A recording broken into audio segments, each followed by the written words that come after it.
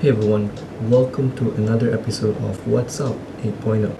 So in today's episode, I will be exploring a more heavier topic, the one that I would regard as one of the darkest tragedies in the Hollywood history.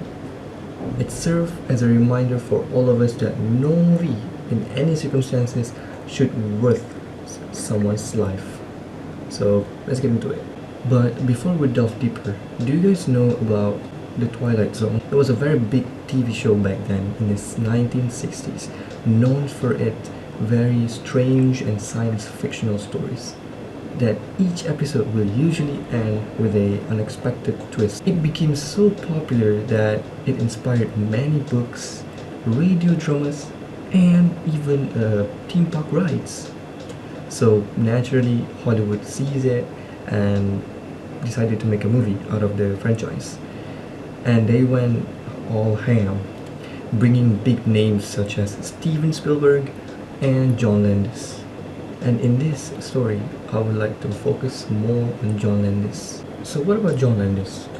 John Landis was one of the directors that directed one of the movie's segments, in which the story tells about a man who travels back in time to different wars. And the man was played by Vic Morrow, a very prolific actor back in the day. And in one of the key scenes, he had to run through a Vietnamese village while carrying two kids under his arm, escaping a gunfire from a helicopter. But there's a catch. In order to hire two children to play the role, John Landis must have the permit, but he didn't.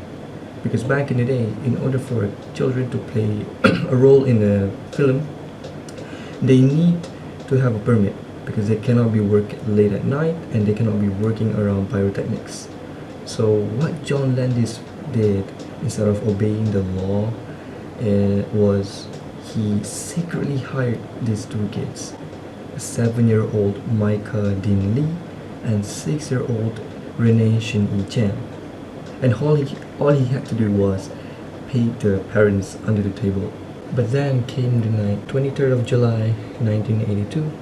It was around 2:30 a.m.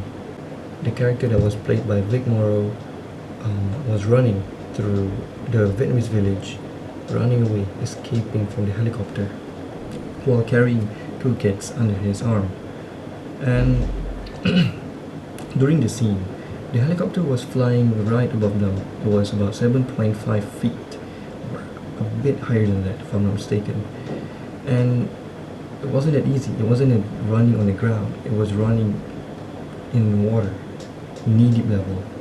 So that was pretty heavy, and it was raining too. What really happened was the water splashed into the rotor blades of the helicopter, making it lose control, and the helicopter literally fell right on top of 3 actors. It just gone. All of the lives were gone. 3 people were gone. And this sparked a controversial outbreak all around Hollywood, all around the United States of America, because of how controversial it is.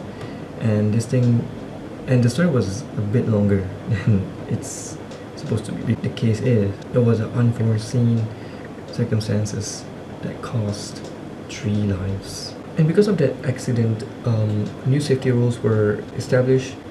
3 organizations such as Warner Bros., Directors Guild, and Screen Actors Guild established a new set of policies and rules regarding the permit and all of the things that value safety.